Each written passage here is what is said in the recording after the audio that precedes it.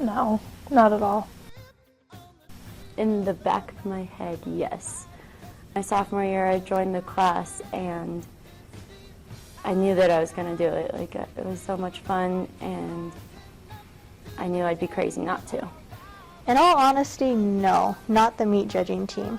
I always knew that I wanted to judge at the collegiate level, but I had never done meat judging in high school or middle school or anything like that, and honestly had no prior experience or knowledge of it. I did have intention to be on a judging team. I didn't know if it was going to be the meat judging team or the horse judging team. I had no intentions of being on the meat judging when I first came to college. The reason I did join it is just I heard it was a lot of fun, and it was something that actually interested me once I got to learn more about it, and then just told myself I wanted to do it.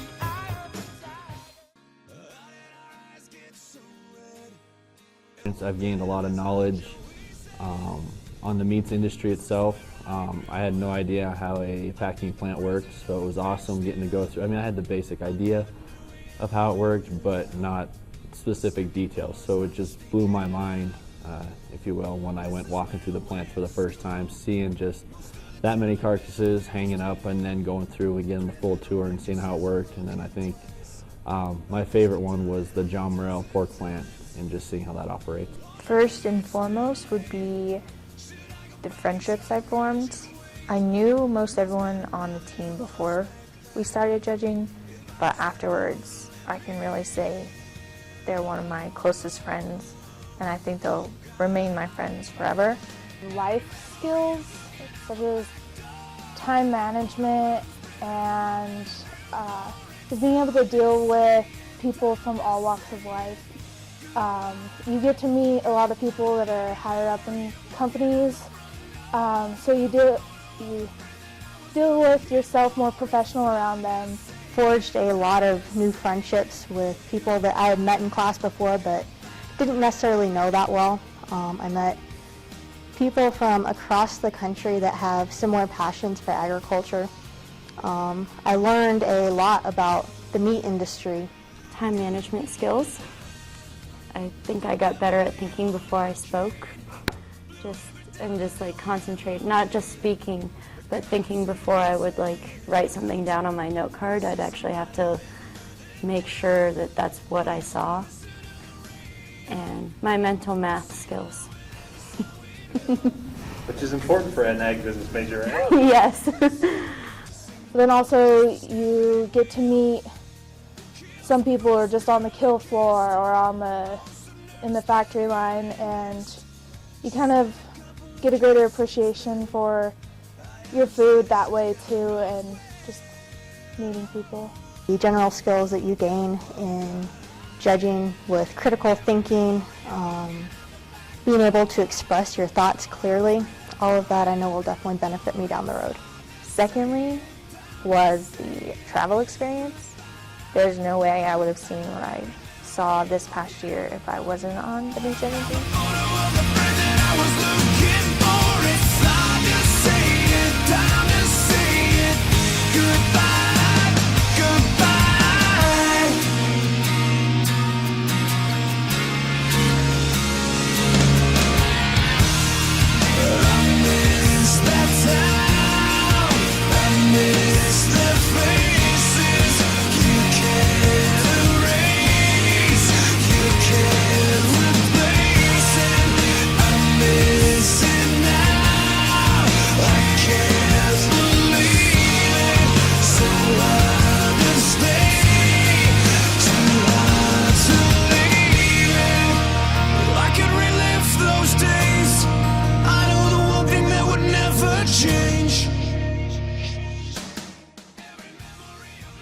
Our very first contest, the whole trip, we started bonding pretty well, and we were nervous. We didn't really know what to expect this whole contest, and so then we realized, oh wait, Zeb doesn't go in with us?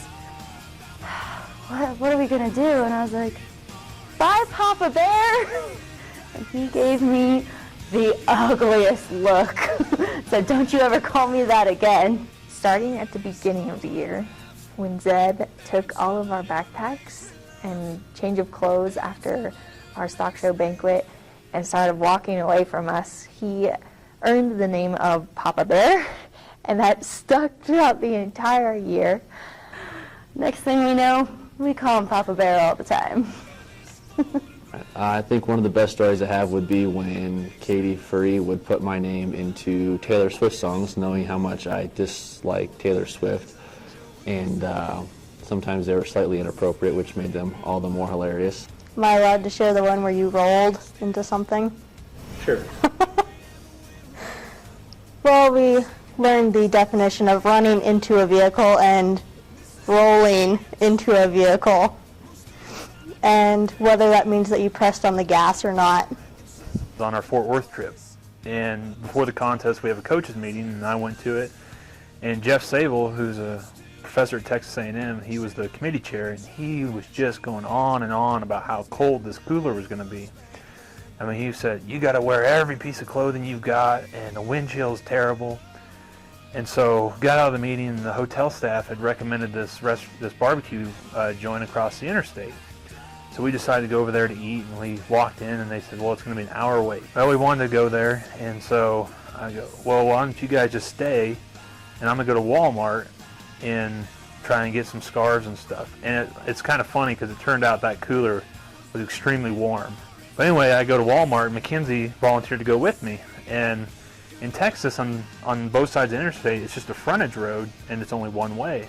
To pull out onto this frontage road, there was two turning lanes pulling onto a road that was 60 miles an hour. These cars were zooming by, and as I was working my way to the front, I thought the truck in front of me had went, and so I kind of just went forward.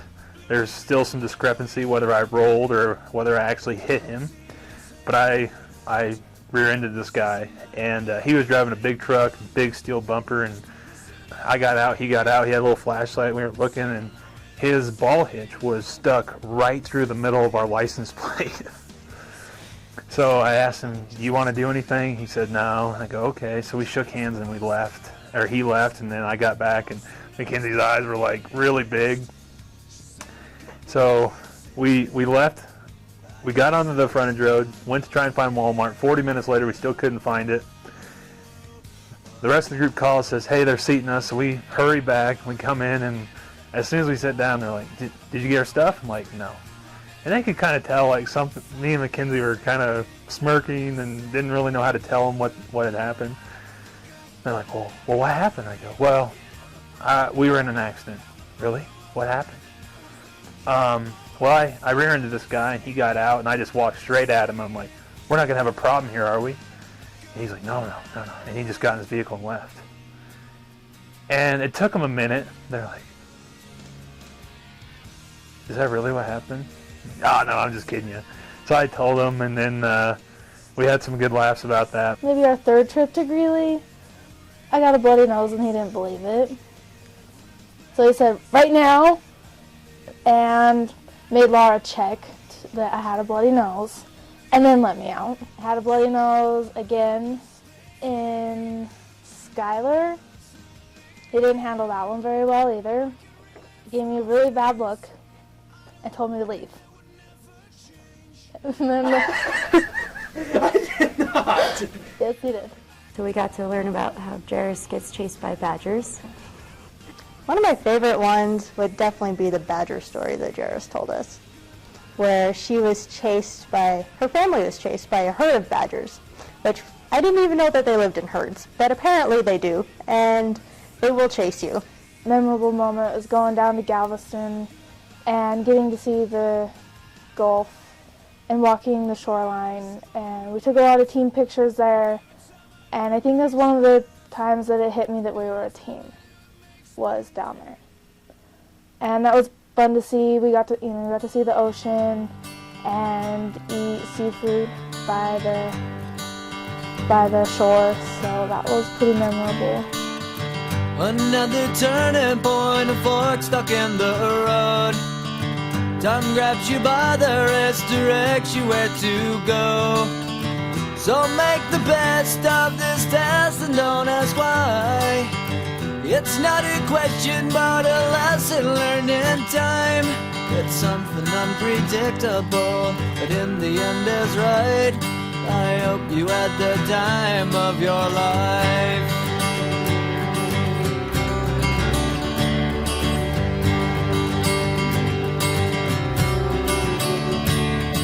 So take the photographs and still frames in your mind, hanging on a shelf in good health and good time. Tattoos of memories and dead skin on trial.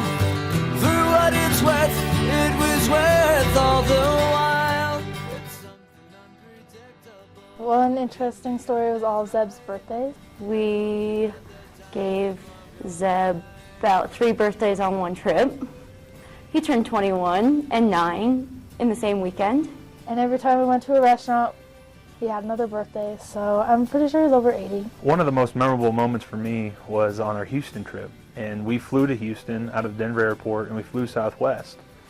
And it was a later flight. Southwest, you don't board by assigned seats, you board by boarding group, and you pick your seat.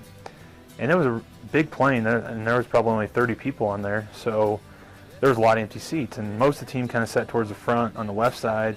They were going to watch a movie on the iPad. And Chris and Frankie sat a little further back, and I was in the row in front of them. And I wanted a window seat so I could put my head against the wall and pass out. Well, I was just about asleep. I mean, they hadn't even closed the door yet, and I wake up because I feel this crash in my left shoulder. And when I open my eyes, this 65-year-old lady is about this far away from my face. She's staring right at me. Says, "How are you doing?" And her breath stunk so bad. She was so drunk, smelled like cigarettes, and I was like, "Fine." And she is basically laying on the left side of my body, and she keeps asking these questions, and I might as well not have answered because she was oblivious to anything I was saying. Yet she kept talking to me, and Chris and Frank were kind of snickering in the back. And keep in mind, there was a ton of empty seats, so I started making suggestions like, "Hey, why don't you go sit over there? That's a pretty nice seat. Looks comfortable." And she didn't faze her. She just kept leaning on me, looking about that far away. And my suggestion started to be a little more direct, like, "Why don't you go sit over there? I would appreciate it if you moved. Please move." Nothing. And so right before the flight attendant closed the door, I turned to her and I said, "I think I'm going to go sit with my friends." And I grabbed my bag. Keep in mind, she still got hold of my left arm. And I had to climb over her. And Chris and Frankie, I mean, they were just busted out laughing. And I walk up and I take a seat by Katie. And I must have looked pretty freaked out because Katie immediately said, "What's wrong?" And it was a little traumatic. I wasn't really sure how to explain that. But I gathered my wits and I told them what happened. And they thought it was hilarious. Looking back, it was pretty funny. One of the most memorable ones that I can think of right off is the complete flabbergasted look that everyone had on their face when they announced the second place winner at the Eastern contest, and it was not us. Freaking out after we won the Eastern. Like, we kind of sat there for a second without realizing that we actually won, and then just the way that the whole room shook our hand. Like, I've never had that happen to me, nothing that intense. So that was a very humbling moment. Like, to have everyone in the room be so happy for us. When we competed at the Eastern, the banquet was a lot of fun. We came out of the contest with a score that we weren't all that happy with. And first division, Emily wins the division, and we're second as a team. Second division, we're third as a team. Next division, we're second. Next division, we're fourth. Specifications, we're second. Mackenzie's ties for first. And this whole time, you know, I'm crunching numbers because they don't give you all the scores that you need to calculate the final score. And so I leaned over when they were kind of taking a little break, and I told the team, I said, okay guys, we're either going to be first or second, and it depends on their spec score. And when they started going through, I leaned over and told Austin to put his coat on, because I was fairly confident we were champions. And when we got announced, it was a pretty unreal applause that we received from the rest of the contestants, and I was really happy for all 5 of those individuals that were on the team. Hanging on a shelf in good health and good time. Tattoos of memories and dead skin on trial. For what it's worth, it was worth all the while. It's something unpredictable, but in the end is right. I hope you had the time of your life.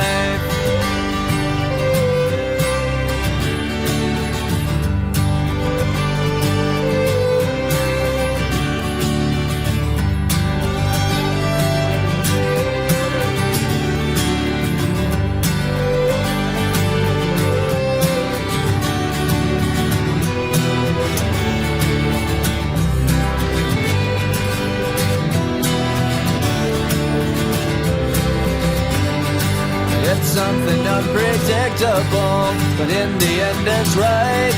I hope you had the time of your life.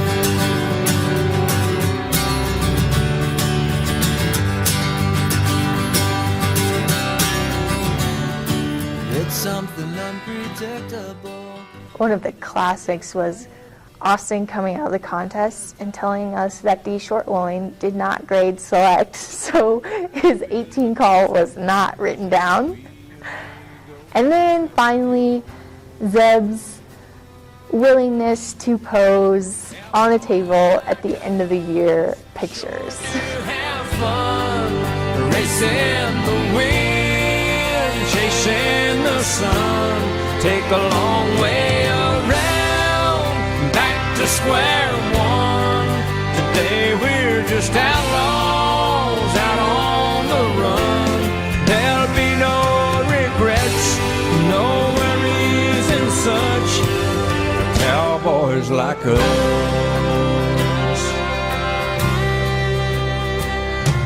We talk about living, babies and women, all that we've lost and all we've been given. We sing about true love, lie about things we ain't done. Drink one more cold one, come morning, get up and we roll. Cowboys like us sure do have fun racing. Zeb's not good with trauma. Any trauma at all. Even a little bloody nose. No trauma. Or blood, I guess. I would have taken advantage of using my teammates as resources for learning more things, whether it was what tricks worked for some people, whether it was in grading or how they saw classes. If you get frustrated, don't take it out on your teammates or don't let it bother you, because there's always the next contest. There's always practice time to fix the error that you made or understand why you shouldn't have made that error in the first place. It's a lot of fun, so take it and run with it. You know, do as much as you can, soak up every minute, because before you know it, it's over. That year will go by pretty quick, so take every moment and fulfill it. Don't just go in there half-cocked. When you go to your first contest and you're really, really nervous, don't just, focus on what you need to do to be a judger and do well in the contest, but make friends at the contest and at lunch, because you're going to get to know those people a lot in the next couple months. Don't take it for granted. You dedicated yourself 1 year to this, and make the most of it. Give it your all, because you only have a year.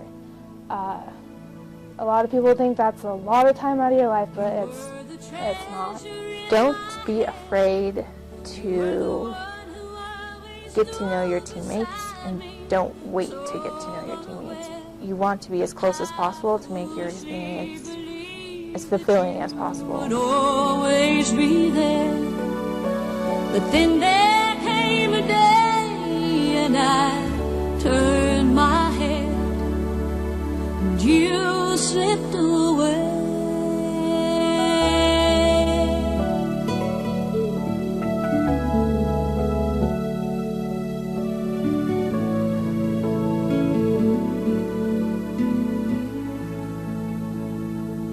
If I had only known it was my last night by your side, I'd pray a miracle to stop the dawn.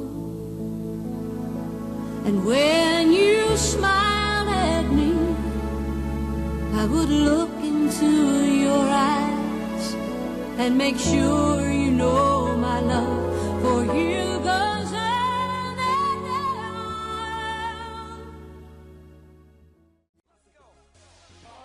Is in the house tonight. Everybody just have a good time. And we gon' make you lose your mind. Everybody just have a good time. Party rock is in the house tonight. Everybody just have a good time. I can feel this and we gon' make you lose your mind. We just wanna see you. And we gon' make you lose your mind. Everybody just have a good time. Party rock is in the house tonight. Everybody just have a good time. Good luck.